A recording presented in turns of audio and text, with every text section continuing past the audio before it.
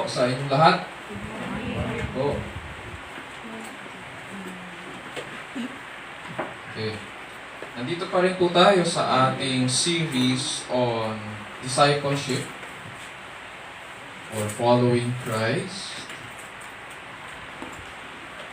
Sa aklat ni Mark, from Mark chapters 8 hanggang 10. At nandito na po tayo sa verses 17 to 31. Allow me to read to you yung passage, this time naman po sa Tagalog. At ganito po ang sinasabi.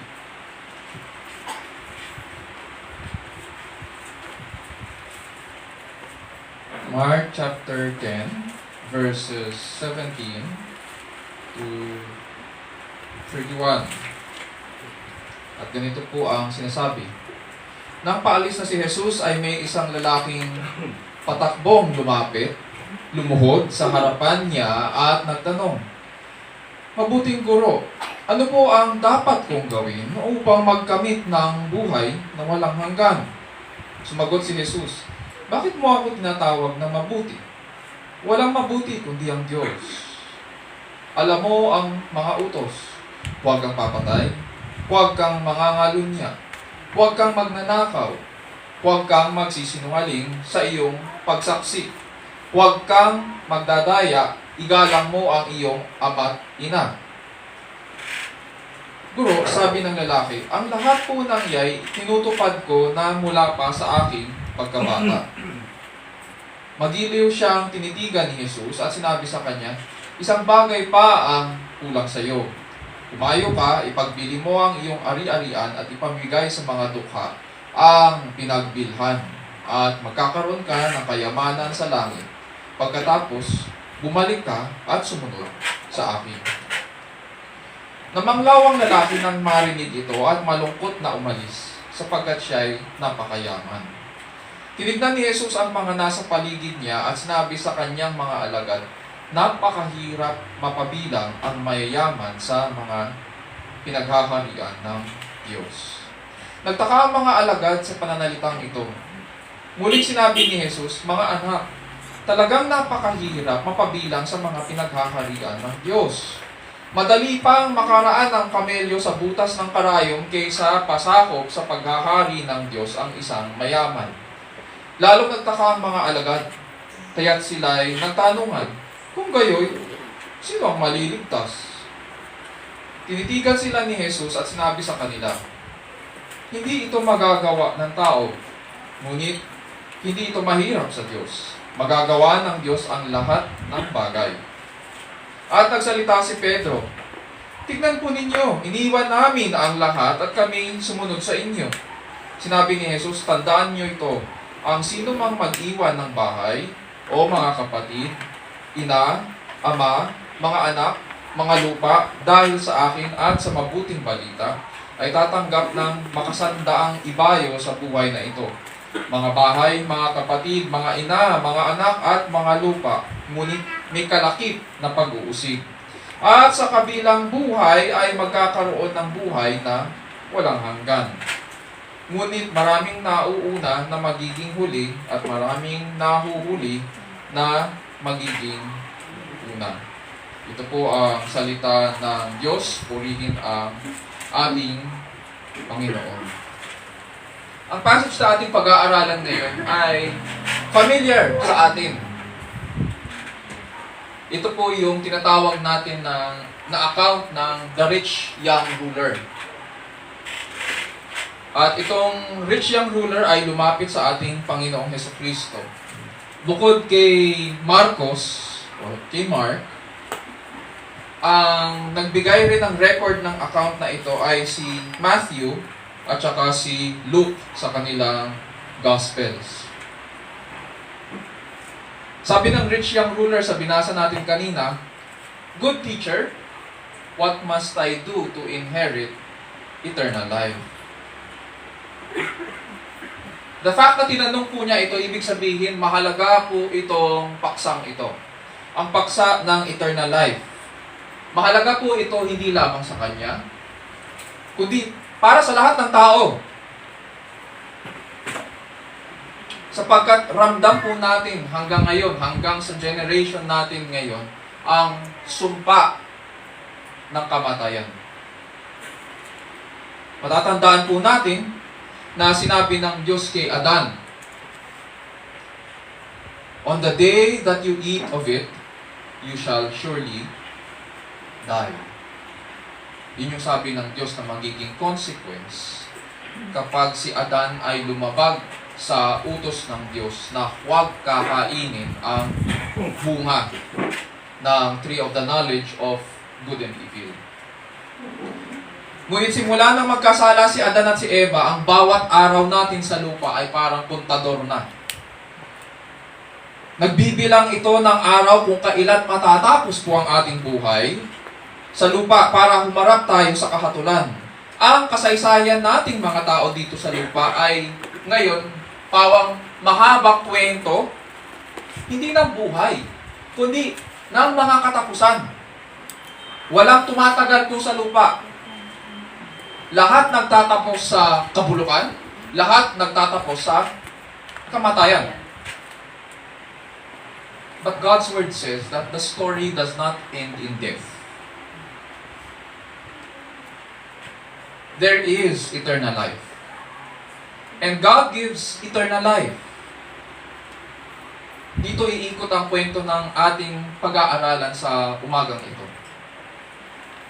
Brothers, sisters, and friends, panalangin ko po na makapag-minister sa atin ang salita ng Diyos, such that lalo po nating makilala ang ating Panginoon bilang mabuting hari na nagkakaloob ng mga mabubuting bagay upang alagaan tayo at ingatan tayo at upang mapabilang tayo sa walang hanggan. He gives His people the treasure of heaven to care and preserve us so that we can respond with thanksgiving and grateful praise to His Son, Jesus Christ, who earned all the spiritual blessings of salvation for us in the presence of God, under the authority of God, and for the glory of our great God. Ang title ng ating mensahe sa umagang ito ay kinuha doon sa verse 31. Sa sinabi ni Jesus sa kanyang mga alagad, "Many who are first will be last, and the last will be first." Given that, ganito ngayon ang magiging tanong natin sa scriptures. What does it mean to follow Christ? What does it mean to follow Christ when many who are first will be last, and the last will be first? Medyo malalim yung sinabi ni Yesu Cristo, pero ilalatag po natin isa-isa yung sinabi niya based sa ating passage. So what does it mean to follow Christ when many who are first will be last, and many who are last will be first? Nagsimulan po natin ang sermon series on discipleship from Mark 8 hanggang 10. Nagsimula po tayo sa chapter 8 verses 27 hanggang chapter 9 verse 1. At nakita po natin si Jesus kasama ang kanyang mga alagad na papuntang Caesarea Philippi, which is Herod's country. At simula verse 30 ng chapter 9 hanggang 50, bumaba po sila ng bundok at nagpagaling ang Panginoong Jesucristo ng isang batang inalihan ng masamang espiritu. Nilisan po nila ang Caesarea Philippi at naglakad po sila papuntang Galilee. Pababa po yun from the north. Dahan-dahan silang bumababa. At dito sila sa Galilee, pumasok sila sa isang bahay para pag-usapan ang pinakadakilang alagad. In Mark chapter 10 verse 1, dumating po sila sa borders ng Judea beyond the Jordan, na ang pinag-aralan po natin, ang tawag rin dito kapag tiningnan natin yung mga Bible maps natin ay the region of Perea. Ito po ay nasa ilalim ng pamunuan ni Herod Antipas. At nanatili sila doon hanggang verse 16. Sa ating pinag-aaralan, nasa 1.5 years na po tayo ng ministry ng Panginoong Jesus, and Jesus is slowly making His way down to Jerusalem, to the cross. At dito sa ating passage, papaalis na po si Jesus ng Perea. At ganito po ang sinasabi sa ating passage, sa verse 17. As he was setting out on a journey, a man ran up to him and knelt before him. So he was setting out na, paalis na po siya ng Perea. Pababa po yun. Pupunta siya ng Jerusalem. And as he was setting out on a journey, a man ran up to him and knelt before him and asked him, "Good teacher, what shall I do to inherit eternal life?"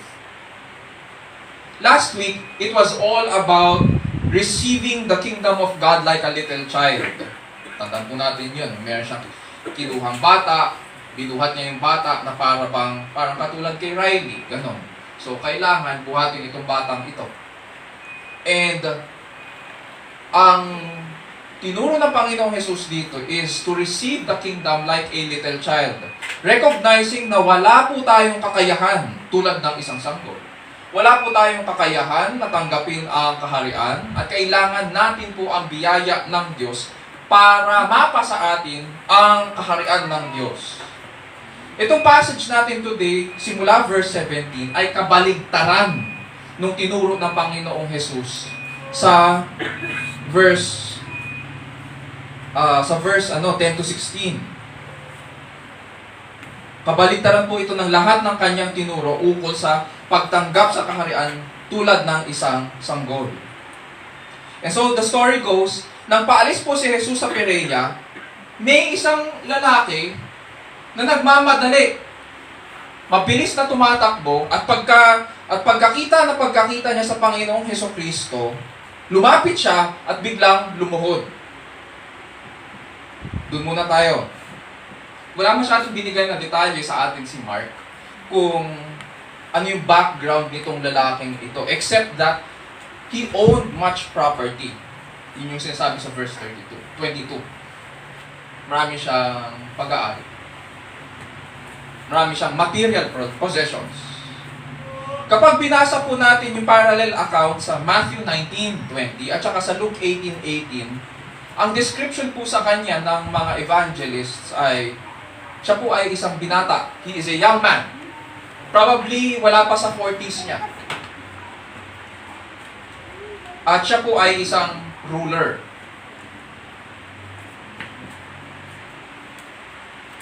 Medyo unusual to dahil binata ka pa lang, probably dahil siya po ay young man, marami na siyang naging material possessions. Hindi sinabi kung paano niya nakuha itong mga bagay na ito. Hindi sinasabi kung paano niya nakuha ang mga properties na ito.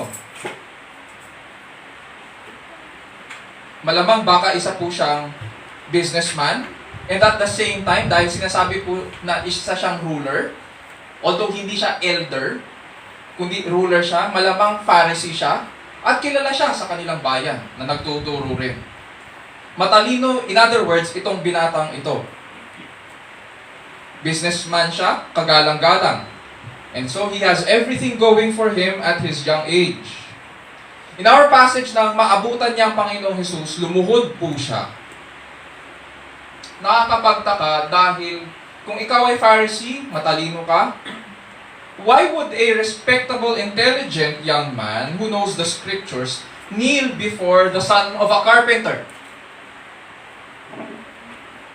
Kung siya po ay isang Fariseo at aral sa scriptures, which is the Old Testament, why would he kneel before an uneducated man? Kung tingin niya kay Hesukristo na uneducated, tulad ng mga tingin kay Hesukristo ng mga Pharisees. Pero it seems na hindi ganon. He knelt before Jesus Christ at nagpakita po siya ng respeto. Lumuhod po siya at nagtanong dahil mayroong bumabagabag sa kanya. Mayroon siyang problema. Ano raw ang problema niya? Sabi niya sa verse 17, "Good teacher, what shall I do to inherit eternal life?" Napag-aralan po natin sa history of redemption na may konsepto po ang mga Israelites ng eternal life. Dahil pangako po ito ng Diyos sa kanila. Hindi ito kakaibang dimension na katulad yung nasa isipan natin pag pinag-uusapan ang kaharian ng Diyos o eternal life ngayon, yung iba sa mga Christians, although well-meaning, pero I think they are in error, na ang tingin sa eternal life, kapag namatay ka, hihiwalay ang kaluluwa mo sa katawan mo, at dun mananahan sa isang lugar na yun kung saan man yun, ibang dimension na yun, para sa mga kaluluwa lang, at okay ka na. Hindi ganun ang tingin ng mga Hudyo sa eternal life. Hindi ganun ang konsepto nila ng eternal life. Let's take a trip down through the Old Testament at silipin natin ang kanilang pagkaunawa sa buhay na walang hanggan. Sabi po sa Job 19:25-27, "As for me, I know that my Redeemer lives." Alam natin, kilala po natin si Job. Si Job po ay sinubok ng Panginoon. Namatay ang kanyang pamilya, di ba? Nawala ang kanyang ari-arian. Binigyan ng Diyos ng approval ang kaaway na gawin ng mga bagay na ito. At pinahirapan po siya. Binigyan siya ng matinding sakit. Tagos hanggang buto ang kanyang mga piksa. Diba? Simula ulo hanggang talampakan. Napapaisip ako paano ka uupo nun, paano ka lalakad kung simula ulo mo hanggang paa, punong-puno yung katawan mo ng mga ganitong bagay. At sinabi ni Job dito sa Job 19, As for me, I know, sabi niya, that my Redeemer lives. And at the last, He will take His stand on the earth. Even after my skin is destroyed, yet from my flesh I shall see God, whom I myself shall behold, and whom my eyes will see and not another. My heart faints within me. Para kay Job po, pagkatapos po niyang mamatay, at mabulok ang kanyang katawan, bibigyan daw siya ng panibagong katawan para mapuno ang pinaka-aasam-asam ng kanyang kaluluwa. Ang makita ang Diyos ng kanyang sariling mga mata at forever na maging nasa piling ng Diyos. Talon po tayo sa Psalm 49. Psalm 49:15, at ganito po ang sinasabi, But God will redeem my soul from the power of Sheol, or the power of the dead, or yung realm of the dead. For He will receive me. Selah. Dito po sa Psalm 49, pinapakita ng mga aawit ang pagkakaiba ng katapusan ng mga masasama at ng mga matutuwid. Ang mga masasama, ayon sa mga awit, ay mamamatay tulad ng mga hayop at walang pag-asa na mabuhay sa walang hanggan. Sa verses 9 and 12 yun. Ngunit ang mga matuwid ay hindi pababayaang matulad sa mga masasama. Sila'y kanyang tutubusin para tanggapin sa buhay na walang hanggan. Sa mga katuwid po, para sa mga Hudyo, ang buhay na walang hanggan ay isang pag-asa. Ito ay pag-asa na tutubusin ng Diyos ang kanyang bayan at bibigyan ng bagong katawan. Tatanggapin ng lahat ng tinubos at forever na magiging masaya sa piling ng Diyos. Sa mga katuwid, ang buhay na walang hanggan para sa mga Hudyo ay quality of life. Minsan pag iniisip natin eternal life, inaano natin to, kina-quantify po natin, iniisip po natin na ilang taon kaya yun, eternity, hindi mabilang ang mga taon.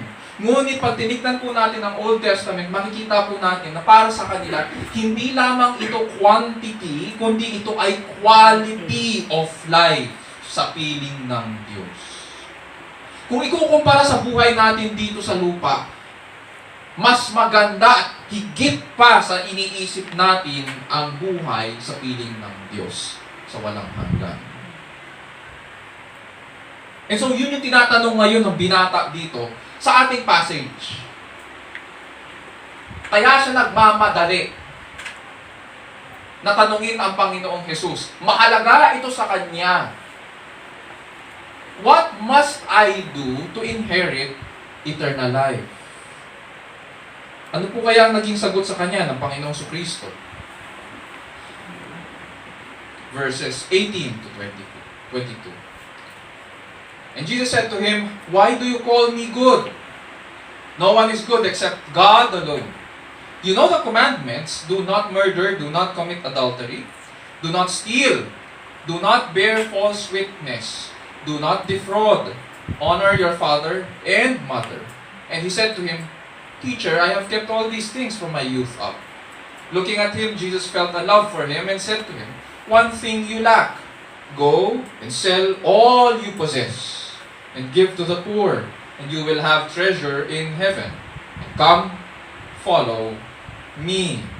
But at these words he was saddened, and he went away grieving, for he was one who owned much property. Paniwala po ng mga Hudyo, ang buhay na walang hanggan ay nakakamit sa pamamagitan ng pagsunod sa kautusan.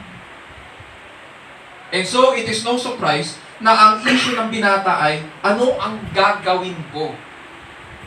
Paniwala nila na makakamit nila ang buhay na walang hanggan sa pamamagitan ng pagsunod sa kautusan, sa pagtupad sa kautusan, sa paggawa ng mabuti ayon sa kautusan. Para sa binatang ito, ang eternal life is a matter of good works or external obedience to the law. Maraming nagpapalaganap din ng ganyan ngayon. Napag-aralan po natin sa ating false teaching, survey of false teaching and heresies, early Christian heresies, the first 500 years, na may nagpalaganap ng mga panahon ng mga apostol, di ba? At ang tawag dito ay, ang teaching na ito ay tinatawag na legalism. At dito itong mga Hudyo, tinuturo nila na maaari mong makamit ang buhay na walang hanggan sa pamamagitan ng gawa. Bukod doon, pag tinignan natin ang ating passage, itong binatang ito, tinawag niya si Jesus na good teacher. And this was a term na hindi madalas na ginagamit ng panahon nila. You do not tell your teacher or your master or your rabbi na good. Sapagkat para sa kanila, ang term na good ay nakareserba sa Diyos. Kung babalikan natin ang Genesis, Diyos lamang ang standard ng good. And therefore, there is no one good here on earth. Diba? Matatandaan natin yung pagkatapos likhain ng Diyos ang liwanag. And He said that it was good. Pagkatapos nun, yung mga between.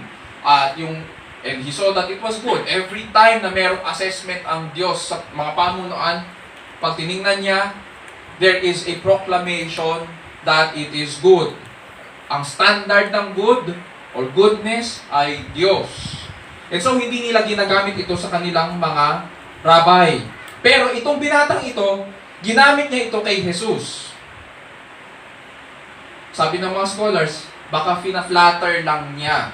Alam niyo yung flatter sa Tagalog? Binobola. Binobola niya si Jesus. Ano po kayang naging sagot sa kanya ng Panginoong Kristo? Verse 18, Why do you call me good? No one is good except God alone. So, yung sagot sa kanya ni Jesus ay sagot ayon sa kanilang kultura. Ayon sa mga rabbi. Sabi niya, bakit mo ako tinatawag na mabuti? May mga ilan akong nabasa na itong pagkakasagot daw ng Panginoong Kristo ay sagisag daw ng kanyang pagiging tao lang. Why do you call me good? So, in other words, tinatanggihan daw ni Kristo na siya ay hindi Diyos. So, parang ganito ngayon ang pinalalabas nilang logic nila. Diyos lang ang mabuti. Hindi inakon ni Kristo ang pagiging mabuti. Therefore, hindi siya Diyos. Wrong interpretation. Mali ang ganitong interpretation dahil bumabangga ito sa kabuuang tema ng aklat ni Mark. Ang ginawa nila, in-isolate lang nila yung passage, tapos nakafocus sila doon. Hindi nila tinignan yung kabuuan ng passage. So, ang in-interpret lang nila, etong verse lang. Wrong. That's not how you read the Bible. At first glance, ang sagot ni Jesus ay typical na sagot ng mga Hudyo. And at the same time, itong pagsagot niya rin ay may may secondary. Di ba minsan, pag nakikipag-usap tayo, may mga secondary meaning yung mga sagot natin sa ating kapwa. At meron ito, may pangalawang level ito. Ganito yung implications ng sinasabi ng Panginoong Jesus. Sinasabi mo na mabuti ako. Alam mo ba yung ibig mong sabihin? Alam mo ba yung sinasabi mo? Ganito yung ibig sabihin niya. May implications ang pagkilala sa Diyos na siya ay mabuti. Because God gave the law to His people, in this law is revealed the character of God. Whenever we study the law, it is always about God. Doon niya pinakikilala ang kanyang sarili. The law reveals God's goodness and character. And so, if you violate the law, kapag sinira mo ang kautusan, nilalapastangan mo rin ng Diyos. Kapag nilabag mo ang kautusan, para mo na rin nilapastangan ang Diyos. Kaya nga sinabi ni Jesus, you know the commandments. Do not murder. Do not commit adultery. Do not steal. Do not bear false witness. Do not defraud. Honor your father and mother. Walang order ito. Anong punto niya dito? Makikita natin, pag kinompare natin ito sa 10 Commandments, 5th Commandment, honor your father and mother. Nandyan. 6th Commandment, do not murder. Nandyan. 7th Commandment, do not steal. 8th Commandment, do not steal. 9th Commandment, do not bear false witness. Huwag kang magsisinungaling kapag ikaw ay nagsasaksi. At saka yung 10th Commandment, ano yung 10th Commandment? Do not. Sa Tagalog, ano yun? Huwag kang mag-iimbot. Diba? Do not covet your neighbor's goods. Do not covet. Pero dito, ang ginamit ni Hesus Kristo, do not defraud. Kompleto ang 5th hanggang 10th commandment dito. From the 5th hanggang 10th commandment, mapapansin natin, all of these commandments relate to our brother. May kinalaman sa pakikipag-ugnayan natin sa ibang tao. May relationship sa ibang tao. At dito sa 10th commandment, sinasabi, do not defraud. Bakit kaya hindi do not covet? Ang covetousness o pag-iimpot ay kasalanan na hindi nakikita. Mapapansin natin lahat ng mga naunang kasalanan, do not murder, do not steal, may kinalaman sa paggawa. Ngunit ang covetousness ay hindi nakikita ng ating mga mata sapagkat nagsisimula yan sa ating mga puso. It is a sin of the heart. Ayon sa mga scholars, ginamit ni Jesus ang salitang pandaraya dito upang ipaliwanag ang 10th commandment. Dahil ito ay parang common na kasalanan ng mga mayayaman ng unang panahon. Dinadaya nila ang kanilang kapwa para makakuha sila ng property. At kahit sa panahon natin ngayon, ganun ang ginagawa ng aagaw ng mga property. Niloloko ang kapwa, papapirmahin sa kontrata, palibhasa pag nalaman nila na hindi marunong magbasa ng kontrata yung kapwa nila, kahit anong kontrata ibibigay na lang, tapos later on magugulat ka na lang, wala na pala sa'yo yung property mo. Naloko ka na. And so, ganun ang gawain ng mga mayayaman nung panahon nila. Niloloko nila, dinadaya nila, dinidefraud nila. At ininterpret ng Panginoon ito na ganito. Ang panloloko ay nagmumula sa pag-iimpot.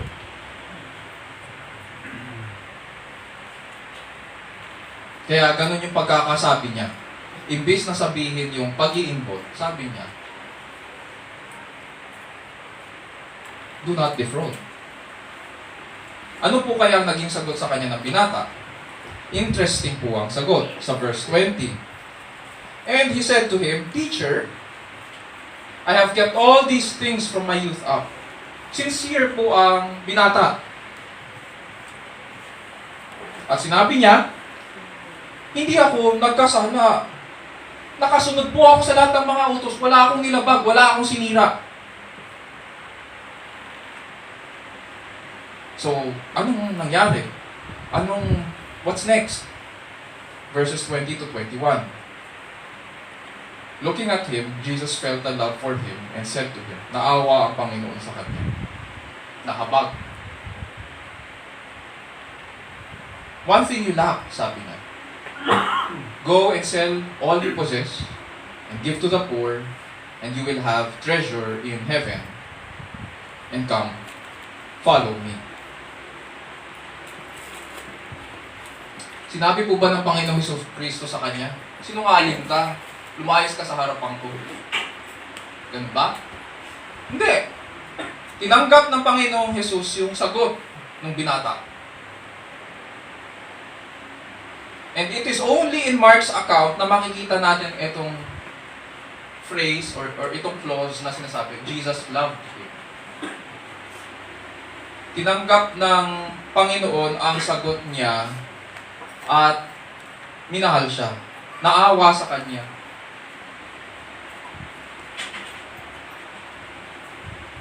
Honest and sincere yung binatang ito, pero alam naman natin, sincerity is not enough. Marami sa atin sincere, but sincerely wrong. And therefore, sincerity cannot be enough. Sincerity will not give you eternal life.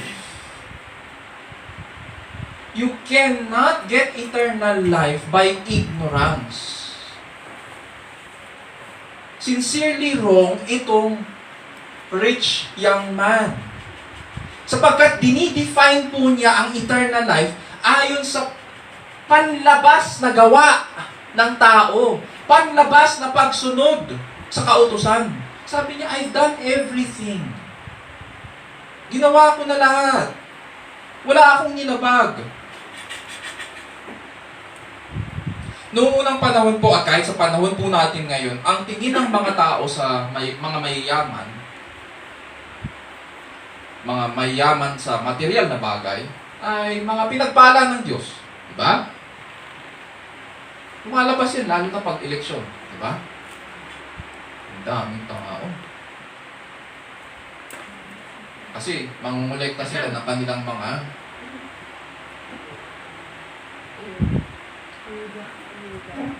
ayuda, tsaka mga kung ano-ano pa, diba?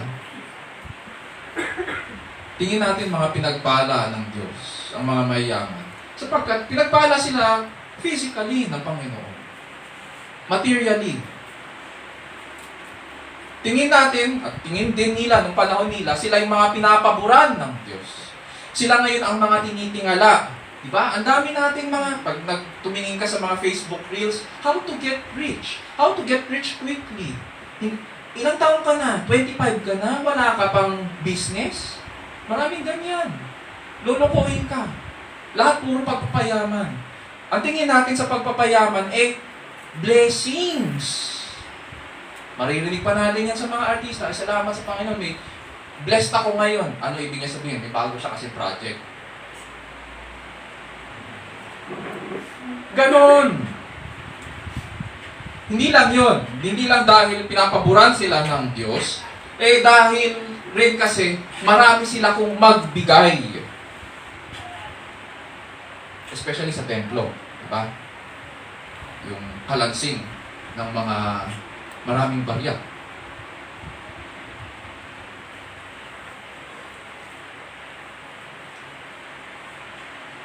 Pero ano sabi sa kanya ng Panginoon?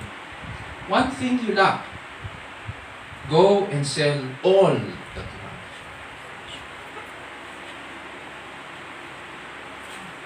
One thing you lack. Go and sell. inuutosan na siya ng Panginoon. Ang tingin mo sa akin ay teacher? Ito ang sasabihin ko sa iyo. May kulang.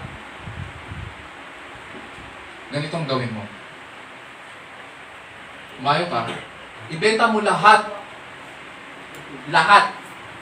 Hindi sinabi ng Panginoong Jesus na magbigay ka ng abuloy sa mga mahihirap. Hindi. Ang sabi ng Panginoong Jesus dito, lahat ng iyong ari-arian. Lahat. Extreme.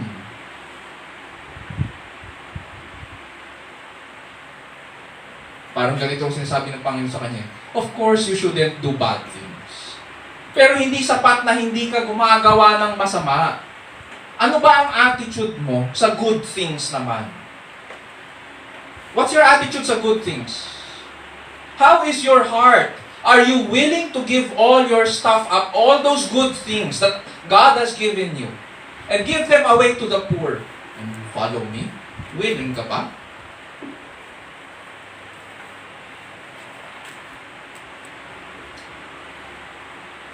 Ang problema sa pagkakaroon po ng mga material possessions,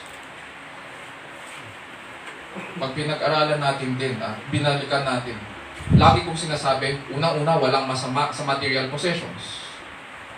Walang masama dyan. Pagpapala yan ng Panginoon.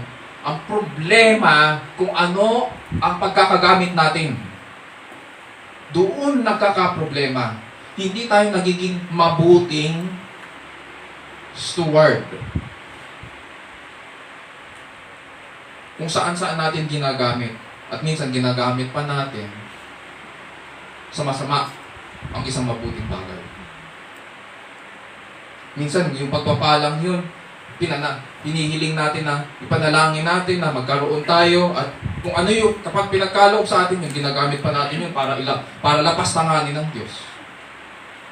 Yung mismong pagpapalang yun. So may problema. Hindi doon sa bagay na yun, hindi tayo. Kaya nga sinasabi, the love of money is the root of all evil.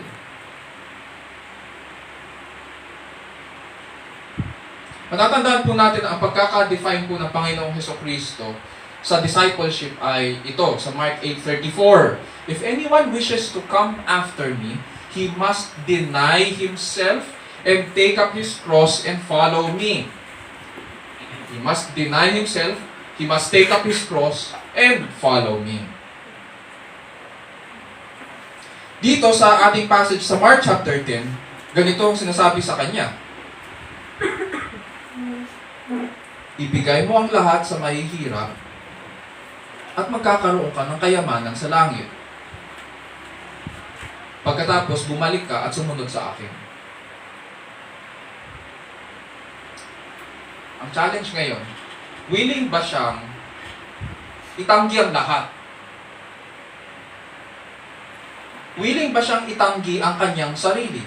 Willing ba siyang tanggapin na walang-wala siya sa harapan ng Diyos? Sa mga katuwid, ang demand po ng hari ay ito. Nakikita ko lahat ng bagay na nasa kamay mo. Willing ka bang ibaba yan?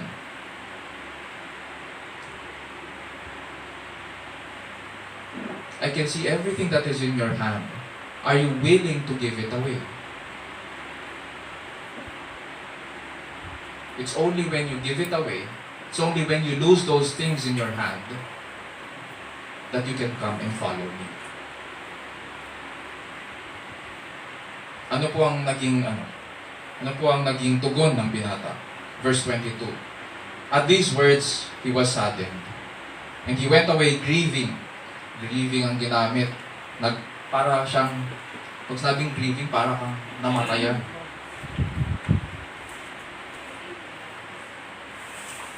Matinding kalungkutan to. For he was one. Bakit daw siya nalungkot? Nalungkot ba siya dahil parang feeling niya, tinanggihan siya ni Hesukristo? Hindi. Nalungkot siya, sabi ni Mark, because he was one who owned much property. Hindi po siya nakasunod sa Panginoon. Nalungkot po siya. Nag-assume po kasi siya, katulad rin ng mga rabay ng panahon nila, nag-assume po siya na sa harapan ng kautusan, mabuting tao ako. Sa panahon natin ngayon, hindi natin kinukumpara ang sarili natin sa kautusan. Kinukumpara natin ang ating sarili sa ating kapwa. Ay, kumpara sa aking kapwa, yan, chismosa yan, ako hindi. Ganon, di ba? Ayan, mamamatay tao yan. Na ano yan, may experience na yan sa piitan. Ako wala pa akong experience sa piitan. Therefore, mabuting tao ako. Ayan, nakita ko yan, nagnakaw yan sa office ng paperclip. Ako hindi. Ganon ang natin, ang pamantayan natin. Pero walang pinagkaiba yun sa panahon ng Panginoong Hesukristo dito.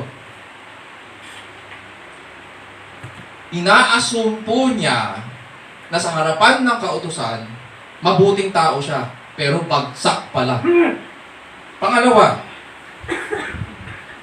in-expose ng Panginoon yung attitude ng kanyang heart. Sabi ko dati, ang heart ng tao sa Bible, pag pinag-uusapan ng heart, ito po ay seat of all our commitments. And the Lord gave us a heart so that we would commit to the Lord. And it revealed kung ano yung heart ng binatang ito. Wala po siya sa lugar. Wala sa ayos. Bakit? He wanted eternal life. Problemado siya sa eternal life. Pero nung binigyan na siya ng pagkakataon,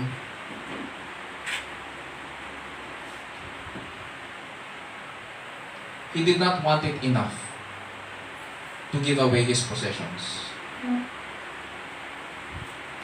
Mas preferred pa rin niya yung material possessions niya. Mas gusto pa rin niya yung material na bagay. Ayaw niya yung binibigay ng Diyos na you will have treasure in heaven. Ayaw niya yun. Ang tawag po natin sa panahon natin ngayon sa ganitong klaseng attitude ay materialism. Pero pag tinignan po natin ang Ten Commandments at saka ang Exodus 20, ang tawag po dito ay covetousness. The sin of covetousness o pag-iimbot. Sa makatuwid, ang number one pa rin sa buhay ng binatang ito ay hindi Diyos. Oo, sumusunod siya sa kautusan. Pero hindi number one sa buhay niya ang Diyos. Ang number one sa kanya ay yung kanyang material possessions. Years later, sa ministry ni Apostol Pablo, ganito rin ang naging babala niya sa kanyang student na si Pastor Timothy, ukol sa kayamanan at sa mga mayayaman din and how they manage their property sa church at Ephesus. Sa 1 Timothy 6:9-10, ganito po ang sinabi ni Apostol Pablo. But those who want to get rich fall into temptation and the snare and many foolish and harmful desires, which plunge men into ruin and destruction. See? Yun yung temptation that comes with having so much property. Merong kasamang yun, temptation. And kung hindi ka if you lack the wisdom in dealing with it, it will ensnare you into many foolish and harmful desires. Verse 10, for the love of money is a root of all sorts of evil, and some by longing for it have wandered away from the faith and pierced themselves with many griefs. So, isa sa mga dahilan kung bakit daw nahuhulog sa kasalanan at tumatalikod ang ilan sa pananampalataya ay dahil sa pag-ibig sa salapi. Dito sa Mark 10, hindi sinasabi ng Panginoong Hesus na masama ang kayamanan. On the contrary, these come from God, but there is a proper stewardship to riches. May tamang pagkakagamit sa kayamanan upang maging pagpapala tayo sa iba. Para sa isang tagasunod ni Kristo, hindi dapat yan mas mabigat kaysa pagsunod kay Kristo.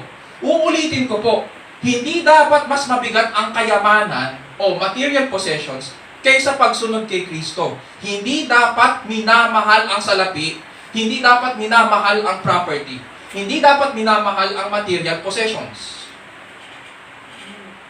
At pagkaalis ng binata, ano nangyari? Tumingin ang Panginoon sa paligid at gumamit siya ngayon ng isang nakakatawang kasabihan nila noong unang panahon. Punta tayo sa verses 23 to 27. And Jesus, looking around, said to his disciples, "How hard it will be for those who are wealthy to enter the kingdom of God." The disciples were amazed at his words. But Jesus answered again and said to them, "Children, how hard it is to enter the kingdom of God. It is easier for a camel to go through the eye of a needle than for a rich man to enter the kingdom of God." They were even more astonished and said to him, "Then who can be saved?" Looking at them, Jesus said, "With people it is impossible, but not with God, for all things are possible with God." May mga nagsasabi po, nakarinig na rin ako ng preaching, na may nagsasabi na itong tinutukoy daw ng Panginoong Jesus na eye of the needle ay isa daw po itong pintuan o gate sa Jerusalem. Maliit po ito na gate daw, tapos dito dumadaan ang mga hayop, katulad ng mga camel at saka ng mga donkey. Kaso bago makapasok daw dito yung camel, kailangan muna mag-unload, tapos para makapasok daw yung camel dito sa eye of the needle na pintuan, kailangan daw ito palupod na pumasok. Alamat lang po yun ha, alamat lang. Merong mga ibang pastor na ginawang literal yun at totoo, alamat lang po yun. Itong sinabi ng Panginoon dito ay kasabihan nila ng unang panahon. Meron po silang kasabihan tungkol sa mga imposibleng bagay. Parang katulad sa atin, di ba? Meron tayong mga kasabihan tungkol sa mga imposibleng bagay. Halimbawa, suntok sa buwan. Di ba? Literal, kaya mo bang sumuntok sa buwan? Hindi. Pero, description po yun o larawan po yun ng isang imposibleng bagay. Ganon din dito. Gumamit ang Panginoon ng isang hyperbole o figure of speech para i-describe ang isang imposibleng bagay. Sabi po niya, mas madali pa raw pumasok ang isang kamelyo sa butas ng karayom. So, isipin mo na lang. Literal, actually niya sinasabi ito, na, sige, subukan mo kung kaya mong ipasok kaya mo bang ipasok ang isang camel sa butas ng karayom? Kaya mo ba? Hindi. Imposible ba? Oo. Yun yung description doon. Ganon yung pagkakagamit ng larawang ito. Pero sabi niya, may mas imposible pa dyan. Kung sa tingin nyo, sa isipan nyo, imposible yan. May mas imposible pa dyan. Ang makapasok ang mayaman sa kaharian ng Diyos. Kaya namangha sila. Di ba pinagpala ang mga mayayaman ng Diyos? Di ba pinapaboran sila ng Diyos? Tapos hindi sila makakapasok ng kaharian? Paano kaming mga mahihirap? Kaya sila namangha. Paano kami? Kaya yun yung tanong nila sa Panginoon. Anong sagot sa kanila ng Panginoon? With people it is impossible, but not with God, for all things are possible with God. Anong ibig niyang sabihin? Ang ibig sabihin ng Jesucristo, hindi ito magagawa ng tao. Ngunit ang pagliligtas ay hindi mahirap sa Diyos. Madalas natin kasi ginagamit yung all things are possible, walang imposible sa Diyos, na parang may kinalaman sa mga pagsubok natin. Hindi. Pag ginagamit yun dito sa Gospels, may kinalaman yun doon sa ginagawa ng Diyos sa kaligtasan. Walang kinalaman yan doon sa pagsubok na nararanasan natin. Ay, nahihirapan ako ngayon sa exam ko. All things are possible. Hindi siya ganun. Kaligtasan ang pinag-uusapan dito. And so, sinasabi ng Panginoong Jesucristo, sa tao, ito ay imposible. And therefore, dahil ito ay imposible sa tao, hindi sa Diyos sapagkat ito ay gawa ng Diyos. Ang pagliligtas ay hindi mahirap sa Diyos. And so, ito ang reminder para sa ating lahat. Kailangan nating tandaan. Ang pagkakaroon po ng buhay na walang hanggan, ang pagkakaroon ng ang pagpasok sa kaharian, ang kaligtasan, ay hindi gawa ng tao at hindi nakasalalay sa kamay ng tao. Ito po ay kagandahang loob ng Diyos. Walang makakahadlang sa gawa ng Diyos. And that is why hindi natin pwedeng sabihin na impossible sa Diyos. Because salvation is from the Lord. Verses 28 to 31. Peter began to say to him, "Behold, we have left everything and followed you." Jesus said, "Truly I say to you, there is no one who has left house, or brothers, or sisters, or mother, or father, or children, or farms, for my sake, and for the gospel's sake. But that he will receive 100 times as much now in the present age, houses, and brothers, and sisters, and mothers, and children, and farms, along with persecutions, and in the age to come, eternal life. But many who are first will be last, and the last first." Habang pinag-iisipan ngayon ng mga alagad ang sinabi ng Panginoong Hesukristo ukol sa kaligtasan, biglang nagsalita si Pedro. Sabi niya, "Behold, we have left everything and followed you." Iniwan namin ang lahat para sa iyo. Ano kaya ang take natin dito sa sinabi niya? Ramdam ba natin na meron parang selfishness si Pedro? Self-righteous? Maybe. Pero valid ba yung concern niya? Valid. Valid yung concern niya. Because up to this point, ang pinag-uusapan ay yung tungkol sa mayaman. Hindi pa pinag-uusapan yung walang-wala. Sila yung walang-wala eh. Iniwan namin lahat para sa iyo. So, meron pa bang pagpapala para sa amin? I mean, kung binigyan nyo ng pagpapala kung binigyan ng Diyos na pagpapala yung mga mayayaman, pero hindi pala sila makakapasok sa kaharian, may pagpapala pa ba para sa amin? May pag-asa pa ba para sa amin? Paano na kami? Makakapasok pa ba kami sa kaharian? Ano sabi ng Panginoon? Sabi po ba niya, ay, huwag ka nang ganyan mag-isip. Have faith lang. Faith lang yan. Ganun ba? Minsan ganun tayo sumagot sa ating kapwa Faith lang yan. Huwag ka ganyan mag-isip.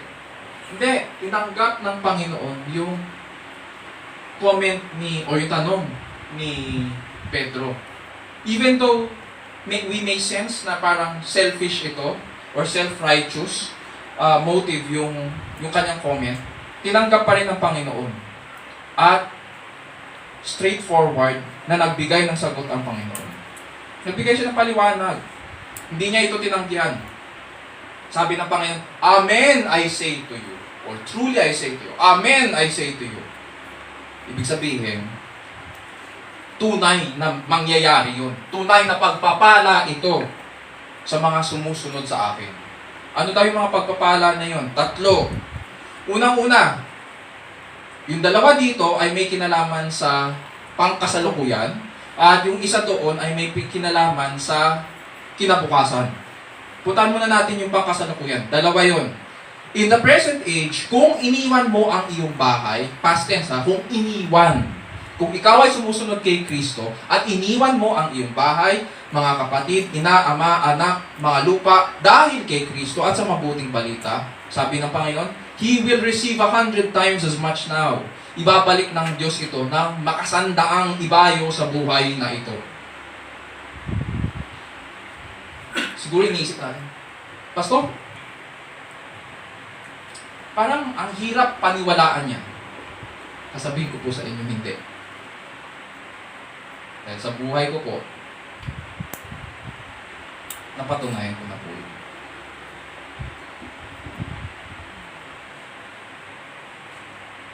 Tinalikdan ko ba ang pamilya ko? Opo. Binalik ba ng Panginoon ang makasangkaan? Opo. Mawalan man ako ng magulang, mawalan man ako ng kapatid, sino ang mga kapatid ko? Ayo. Sino ang mga magulang ko? Ayo. Napatunayan ko po yun. Pero hindi lang yun. Bumalik pa ng makasandaan pa. Kasi, tinuruan ako ng Panginoon na magpatawad din. Pagkatapos magkapatawaran, na-restore ang mga bagay-bagay. Natuto ako magpatawad. Natuto ako magpasensya. Natuto rin ako na magtiis sa mga pagsubok. Ang dami kong natutunan na pagpapala. Napatunayan ko. Amen, sabi ng Panginoon kay Pedro. Amen. In the present age. Pangalawa, hindi lang yon. Meron pang isa. In the present age pa rin. Pero this time, reality check ito. Dahil susunod ka kay Kristo, there will be persecutions. Imposibleng walang persecution. Imposibleng walang pag-uusig. And yet, pagpapala ito. Question mark siguro. Uusigin ako? Pagpapala ang pag-uusig sapagkat yan mapapatunayan na Diyos ang iyong pag-asa, hindi ang iyong sarili. Siya ang iyong pag-asa. Diyan mo mapapatunayan at diyan mo siya maaasahan. At pangatlo, syempre, yung third blessing in the age to come, eternal life.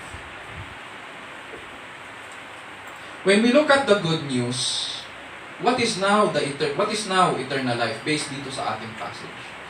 This is what the gospel says. Eternal life is a treasure in heaven that God gives as a free gift to those who have none.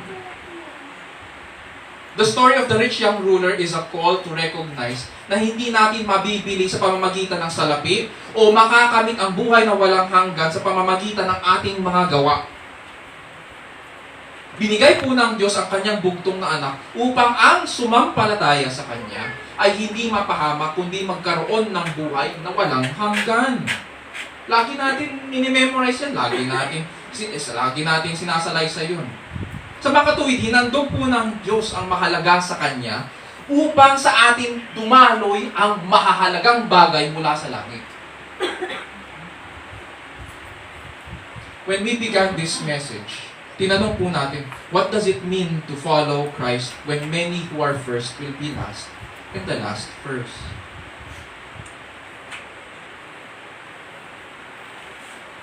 Sa verse 31, ganito po ang sinabi ni Jesucristo.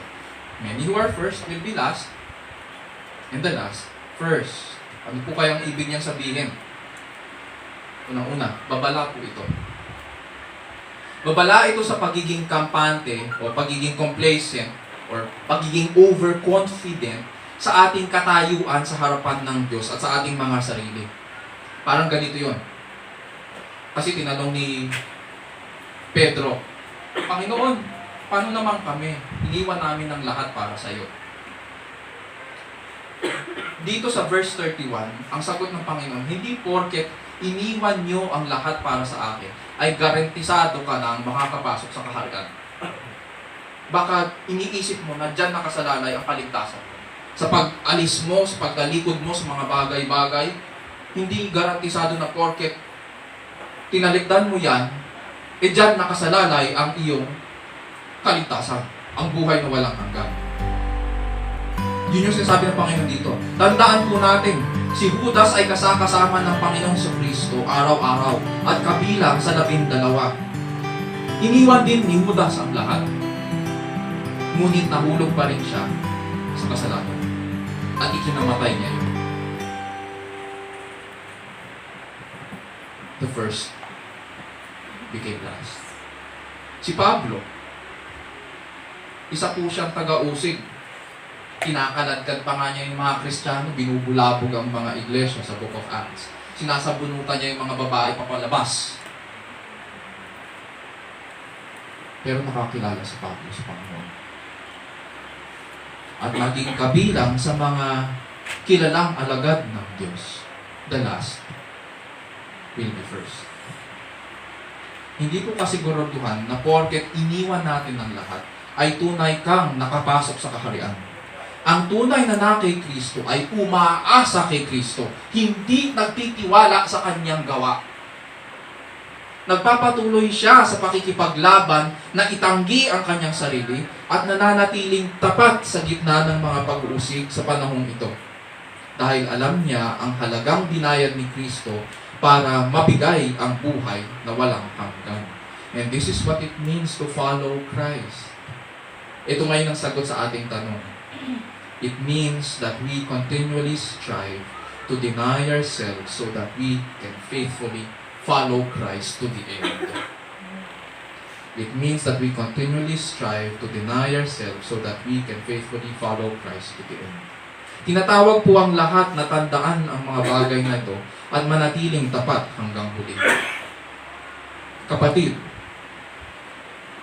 how are you now striving to deny yourself so that you can take up your cross and remain faithful in Christ? Let this warning now be a comfort also to you who strive to remain faithful. Many who are first will be last, and the last will be first. Mga kapatid at kaibigan, we cannot earn eternal life by buying it with money or purchasing it as a reward for our good works. External obedience simply will not do. Entering the kingdom, possessing eternal life, and receiving salvation is a grace from God. Libre niya itong pinagkakaloob sa mga tapat sa Kanya sa pamamagitan ni Jesucristo. And the only acceptable response is to come to Christ by God's grace alone, through faith alone, in Christ alone.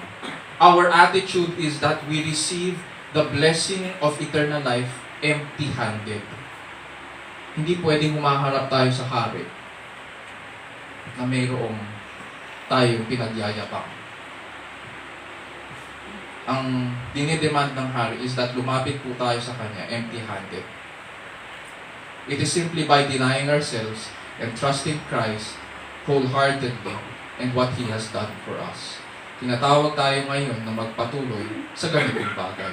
And this is what it means to follow Christ. Isapuso po natin ang mga bagay na ito at iukol po natin ang ating sarili sa tapat at dakilang Panginoon. Tayo manalangin.